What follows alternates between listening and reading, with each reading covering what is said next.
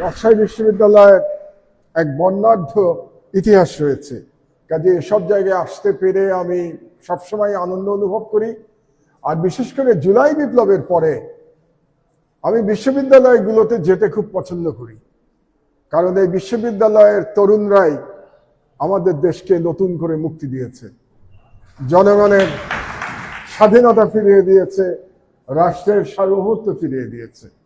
কাজেই ওদের কাছে আমি যাই, ডাকলেই যাই আমার শ্রদ্ধা, আমার কৃতজ্ঞতা জানানোর জন্য। আর রাজশাহী বিশ্ববিদ্যালয়ে বিশেষ করে আসি কারণ আমার ধারণা রাজশাহী বিশ্ববিদ্যালয়ে মেধাবী ছেলেমেয়েরা লেখাপড়া করে।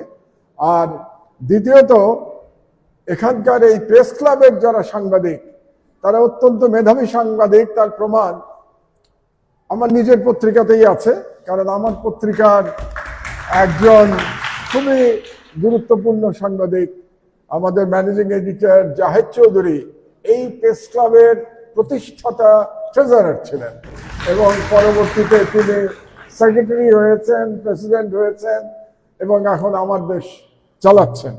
কাজেই আমি বুঝতে পারি যে এখানকার প্রেস ক্লাবে যারা তৈরি হবে তারা সব ভবিষ্যতের জাহেদ চৌধুরী তৈরি হবে ইনশাল্লাহ। আর আজকে আরো আমার ভালো লাগছে, এখানে এসে আমার সাথে আজহার ভাইয়ের দেখা হয়েছে। ডক্টর আজহারুল ইসলাম বাংলাদেশের প্রথিতযশা শিক্ষক, যাকে সবাই আমরা সম্মান করি, এবং উনি তার বক্তৃতায় বলে গেছেন তার সঙ্গে আমার 2 দশকেরও বেশি প্রীতির সম্পর্ক। কাজেই ওনাকে দেখে আমার আনন্দ আরো বেড়ে গেছে। এবং উনি, আমি যখন প্রথমবার কারাগারে ছিলাম 2010 সালে, তখন তিনি আমার সম্পর্কে একটা লেখা পাঠিয়েছিলেন আমার দেশ পত্রিকায়।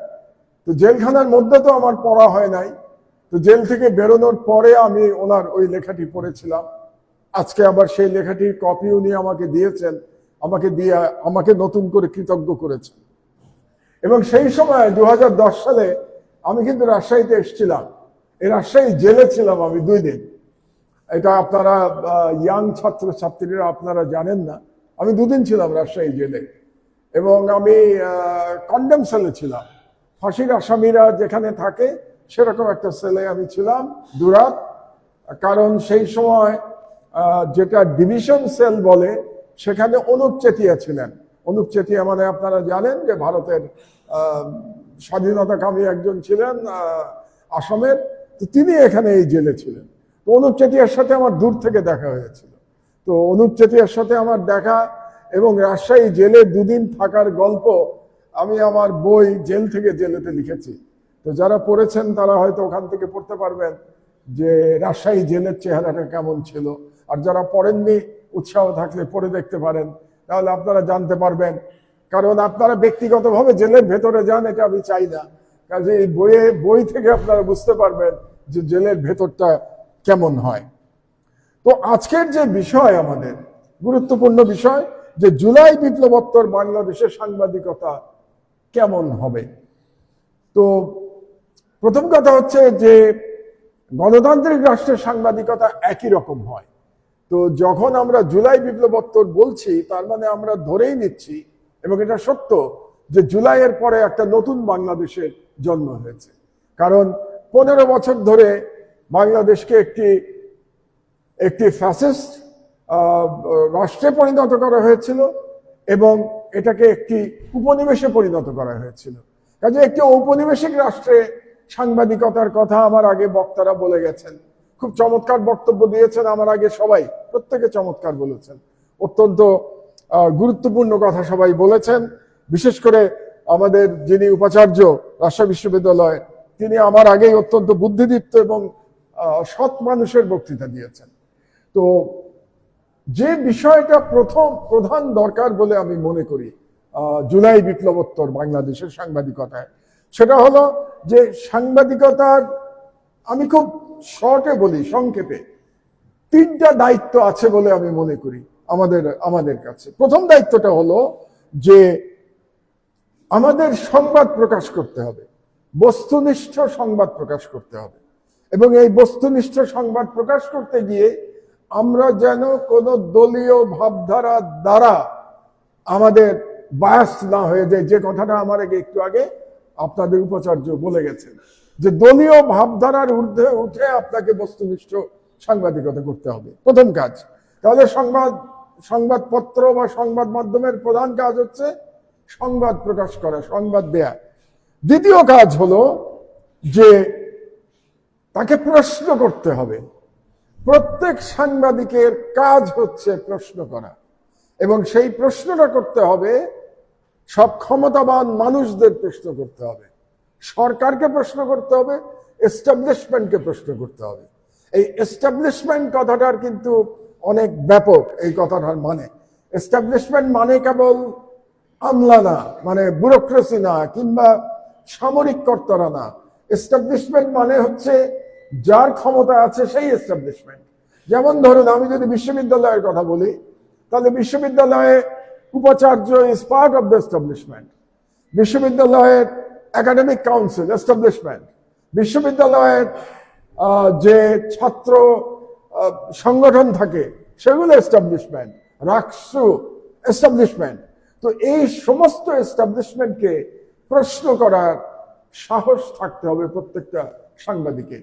সৎ প্রশ্ন করা মানে, একটু আগে যে উপাচার্য বলে গেলেন বা তার আগে আরেকজন বক্তা বলে গেলেন, যে আমরা দেখেছি যে বিগত ফ্যাসিস্ট আমলে সাংবাদিক সম্মেলনের নামে সেখানে তেল দেওয়ার প্রতিযোগিতা চলতো। আমি তেল বলি না, এটা এতই দেয়া হতো, আমি এটাকে ঘি দেওয়ার প্রতিযোগিতা বলি, যে আরেকটু দামি জিনিস দেওয়া হতো। এটা নর্মাল তেল দেয়া না। মানে পৃথিবীর কোনো দেশে এভাবে নির্লজ্জভাবে তেল দেওয়ার আপনি দ্বিতীয় কোনো উদাহরণ খুঁজে পাবেন না বাংলাদেশের মতো করে যেটা করা হতো। তো আপনারা প্রশ্ন করতে হবে, কিন্তু প্রশ্নের করার সময় বিনয় রাখতে হবে। কিন্তু বিনয় না রেখে আপনি প্রশ্ন করতে পারবেন না। এখানে একটু কোরআন শরীফের কথাও বলি। আমি অবশ্য খুব বেশি জানি না, যতটুকু কোরআন শরীফ বা হাদিস, কোরআন বা ইসলামের ইতিহাস পড়েছি, সেখানে কোরআন শরীফে আল্লাহ বলছেন, হযরত মূসাকে বলছেন আল্লাহ, যে দাওয়াত দেওয়ার জন্য, কার কাছে? ফেরাউনকে দাওয়াত দেওয়ার জন্য। কিন্তু দাওয়াত দেওয়ার জন্য আল্লাহ হযরত মূসাকে নির্দেশ দিচ্ছেন যে আপনি সম্মানের সাথে দাওয়াত দেবেন।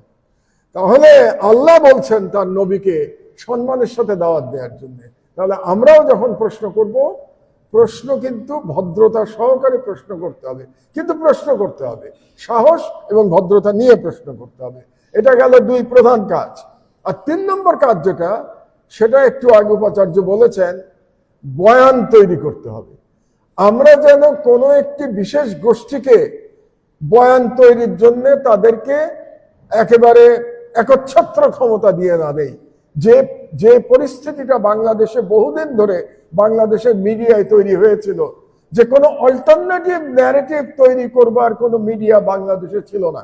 এবং যে ন্যারেটিভটা বাংলাদেশে তৈরি করা হতো, দুর্ভাগ্যজনকভাবে স্বাধীনতার পর থেকে বাংলাদেশে একটা ইসলামোফোবিক এবং প্রো ইন্ডিয়ান ন্যারেটিভ তৈরি করা হয়েছে বাংলাদেশের মিডিয়াতে, এবং সেটাকে চ্যালেঞ্জ করা প্রয়োজন আছে। চ্যালেঞ্জ করাটা কঠিন কাজ ছিল। এই কঠিন কাজ আমরা অন্তত বলতে পারি, আমার দেশ এই কাজটা আমরা শুরু করেছিলাম, এই ন্যারেটিভকে চ্যালেঞ্জ করবার কাজটা। তার মধ্যে একটা উদাহরণের কথা একজন বক্তা বলেছেন, স্কাইপ কেলেঙ্কারির এক্সাম্পল দিয়েছেন উপাচার্য, উনি এক্সাম্পল দিয়েছেন স্কাইপ কেলেঙ্কারি। আমি আপনাদেরকে আরেকটা এক্সাম্পল দিই। শাহবাগ তথাকথিত গণজাগরণ মঞ্চের আন্দোলন, সেই আন্দোলনের সময় আপনাদের নিশ্চয়ই মনে আছে যে বাংলাদেশের সকল মিডিয়া একদিকে ছিল, তারা এক ন্যারেটিভে কথা বলছিল বাংলাদেশের সকল মিডিয়া। আর তার বিপরীতে দাঁড়িয়ে আমার দেশ বলেছিল শাহবাগে ফ্যাসিবাদের পদধ্বনি। এই যে ফ্যাসিবাদের পদধ্বনি 2013 সালে আমার দেশ বলেছিল, আমি গ্রেপ্তার হওয়ার মাসখানেক আগে। সেখান থেকেই কিন্তু বাংলাদেশে যে একটা ফ্যাসিস্ট সরকার তৈরি হচ্ছে সে সম্পর্কে জনগণ চিন্তা করতে শুরু করে। আমরা কিন্তু বেশি দিন সময় পাই নাই। এই কথাটা বলার পরে বোধহয় মাসখানেক আমার দেশ পত্রিকা চালু ছিল, তারপরে এটা বন্ধ করে দেওয়া হয়। কিন্তু 1 মাসের মধ্যে বাংলাদেশের প্রত্যেকটা বাড়িতে আমার মনে হয় এই অল্টারনেটিভ ন্যারেটিভ নিয়ে অন্তত চিন্তা করা শুরু হয়েছিল যে তাই তো আমার দেশ তো এখন একটা ডিফারেন্ট ন্যারেটিভের কথা বলছে। আমরা তো সকল মিডিয়ার কাছ থেকে এক ধরনের ন্যারেটিভের গল্প শুনছিলাম। তো এই যে ন্যারেটিভ তৈরির কাজ, এটাও কিন্তু সংবাদ মাধ্যমের একটা দায়িত্ব। এবং কিন্তু ন্যারেটিভ তৈরি করতে গিয়ে আমরা যেন জনগণের স্বার্থের বাইরে না যাই, রাষ্ট্রের স্বার্থের বাইরে না যাই। মানে জেনে শুনে আমরা যেন দেশের মানুষ এবং রাষ্ট্র এর বিরোধী কোনো ন্যারেটিভ তৈরি করাতে আমরা যেন জড়িয়ে না পড়ি, এইটা সকল সাংবাদিকদের স্মরণে রাখা দরকার।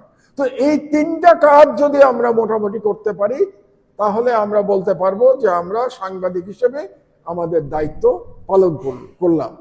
একটা খুব বহুল প্রচলিত কথা আছে যে ফোর্থ স্টেট, সংবাদ মাধ্যম, media is the fourth state.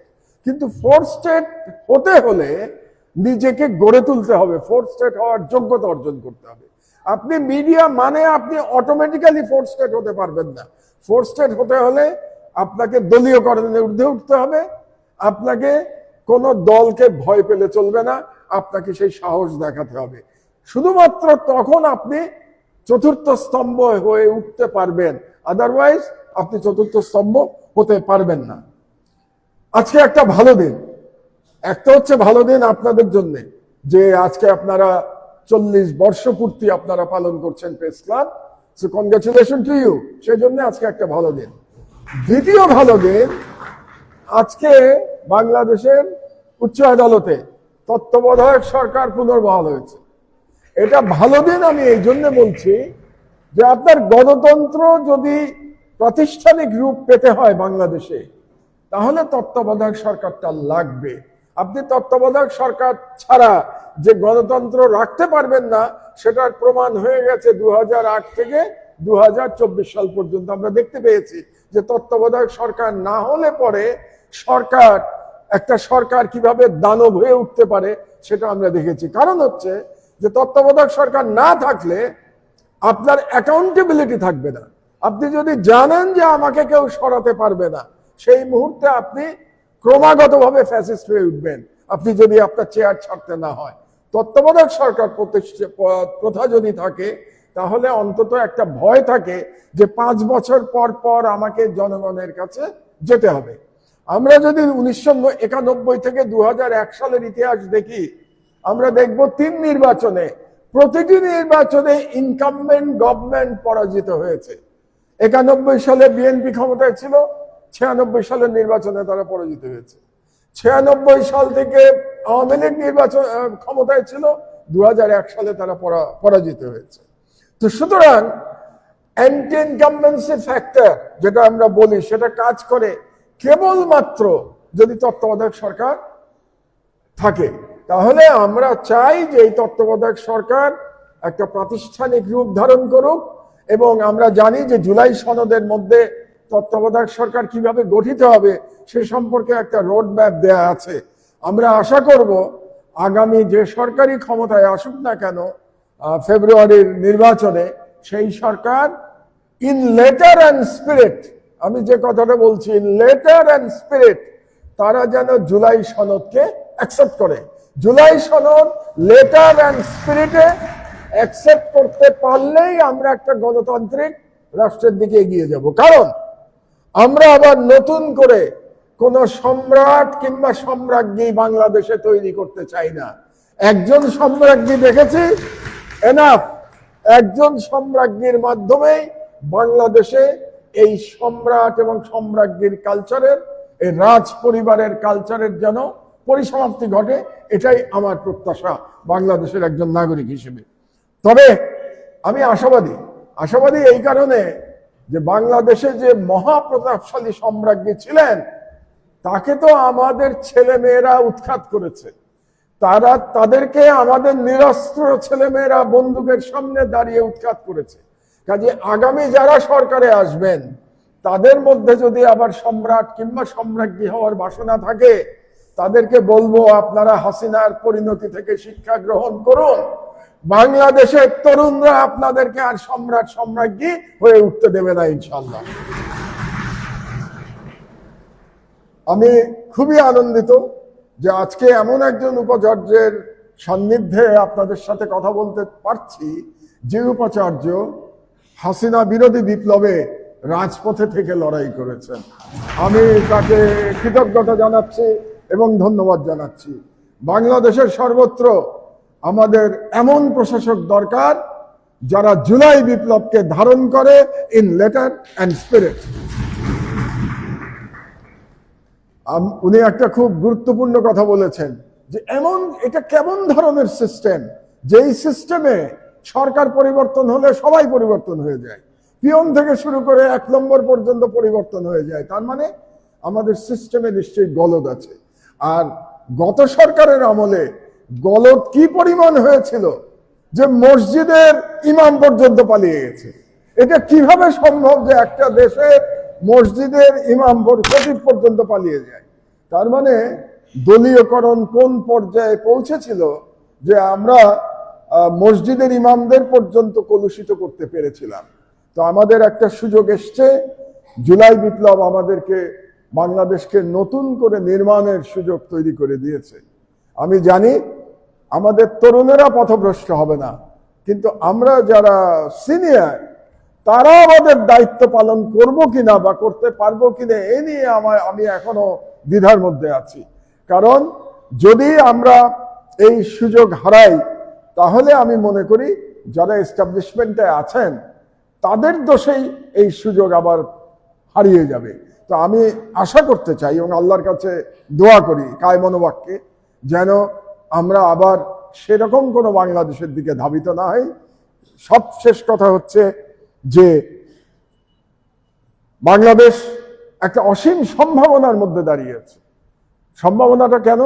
সম্ভাবনা দুই দিক দিয়ে। একদিক দিয়ে হচ্ছে আমাদের 18 কোটি, আমরা বলি 18 কোটি জনসাধারণ, যদি সেন্সাস হয় হয়তো সেই সংখ্যা আরো বেশিও হতে পারে। আমরা বহুদিন ধরে সেন্সাস হয় না বাংলাদেশে। কমপক্ষে 18 কোটি জনগণ এবং তার মধ্যে অধিকাংশ তরুণ। যে দেশে তরুণ জনগোষ্ঠী থাকে তাদের এগিয়ে যাওয়ার সম্ভাবনা তত বেশি থাকে। আপনাদেরকে একটা এক্সাম্পল দেই আমি। জাপান আপনারা জানেন one of the most advanced and developed country, economically power house.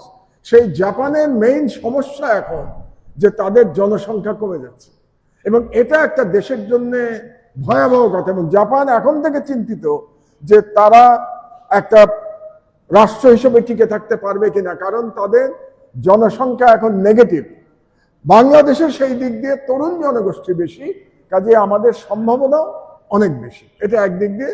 দুদিক দিয়ে হলো, 2 নম্বর হলো যে আমাদের যে জিও স্ট্র্যাটেজিক লোকেশন বাংলাদেশের, এটা গুরুত্বপূর্ণ। অনেক দেশের এই সৌভাগ্য নাই।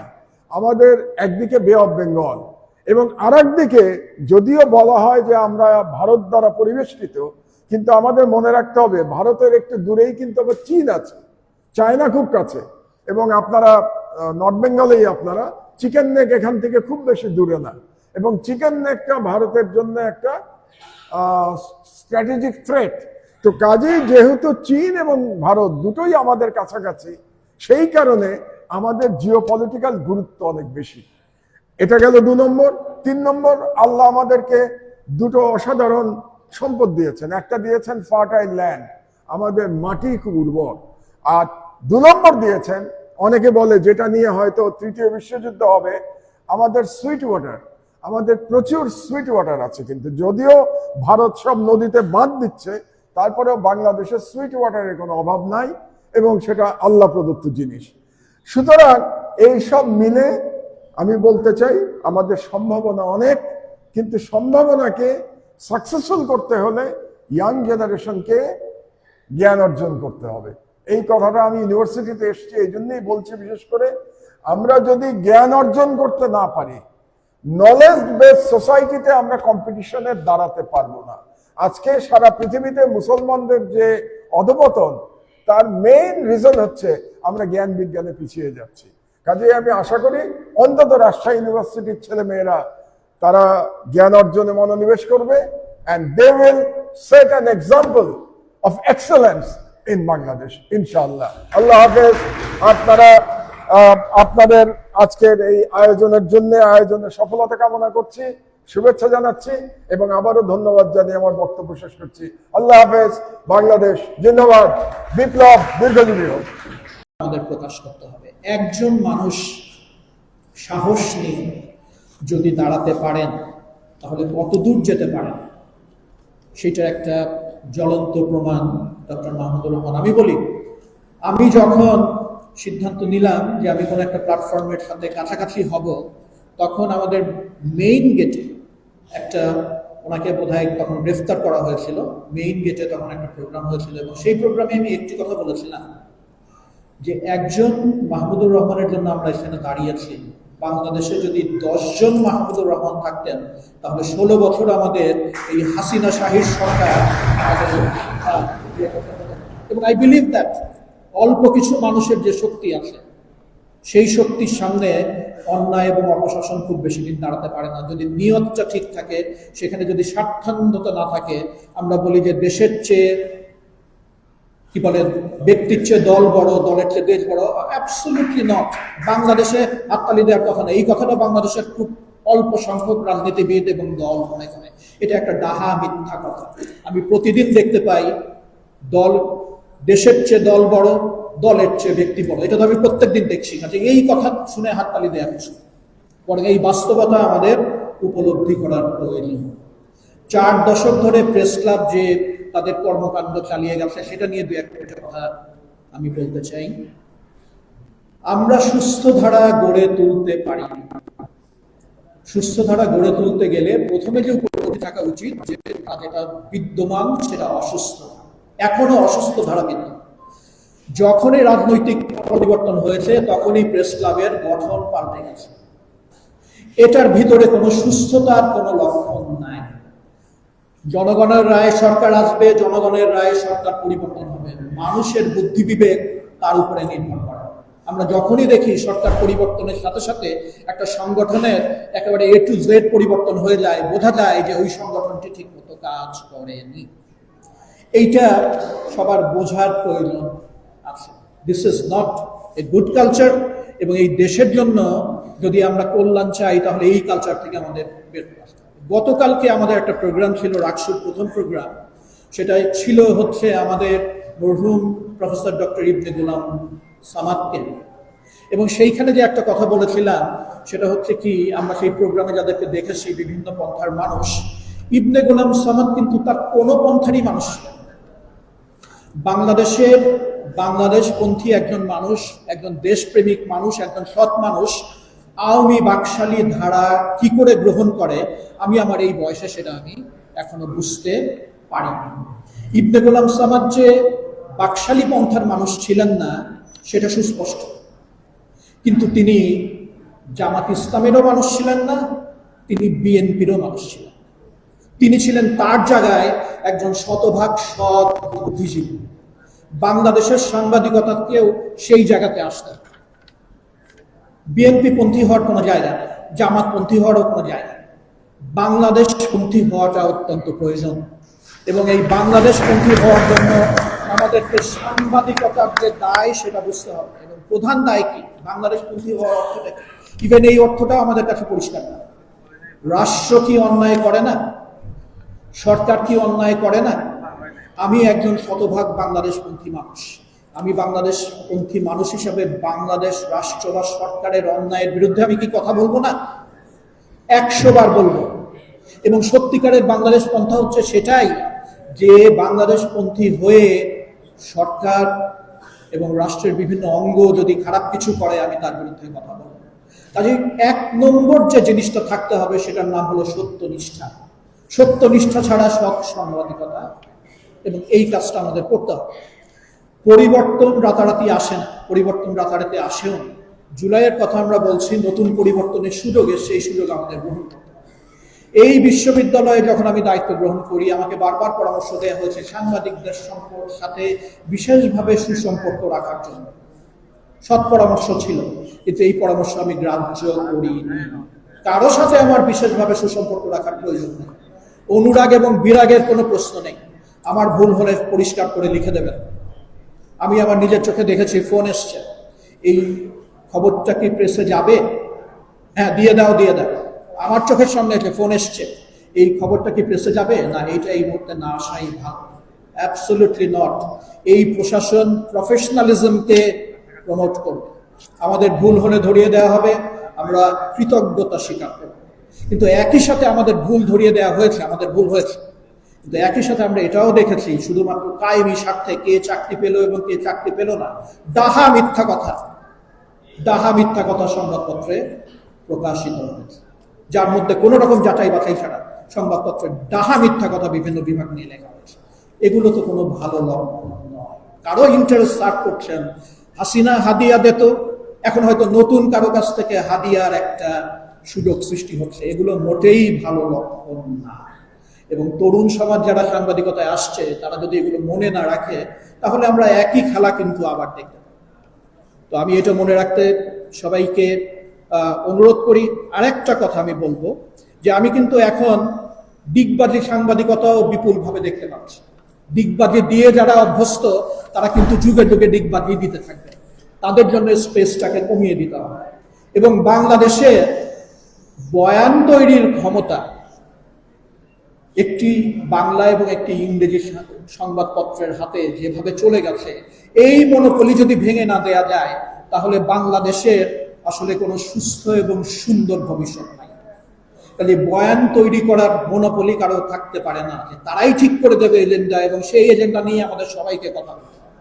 It has to B broken for the sake of this country. এই জায়গাটা মনে রাখার বিষয় আছে।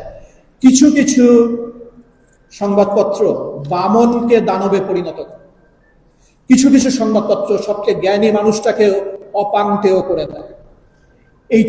এই ধারার ব্যাপারে আমাদের তরুণ সমাজের যারা সাংবাদিকতা করছে তাদেরকে কিন্তু সচেতন থাকতে হবে। কি করছি, কেন করছি, কার ফায়দা আসছে, কার ফায়দা আসছে। তো আমি শেষ করব যে কথাটা বলে, সেটা হচ্ছে যে একটা মানুষের জীবনে, সেটা একাডেমিক লাইফে হোক, প্রফেশনাল লাইফের অন্য অঙ্গে হোক, সাংবাদিকতার জন্য বেশি বেশি জরুরি সেটা মানুষের জীবনে স্বাধীন সত্তার চেয়ে মূল্যবান আর কিছুই নয়। প্রেস ক্লাবের সাথে যারা কাজ করছে, যারা তরুণ, তারা যেন কোনো প্রলোভনে তাদের স্বাধীন সত্তাকে বিকিয়ে না দেয়, এবং যদি বিকিয়ে না দেয় তাহলে দেশের জন্য কাজে লাগবে, বিশ্ব মানবতার জন্য কাজে লাগবে, এবং জুলাইয়ের যে আমাদের হাজার শহীদ, তাদের রক্তের সাথে বেইমানি করা হয়।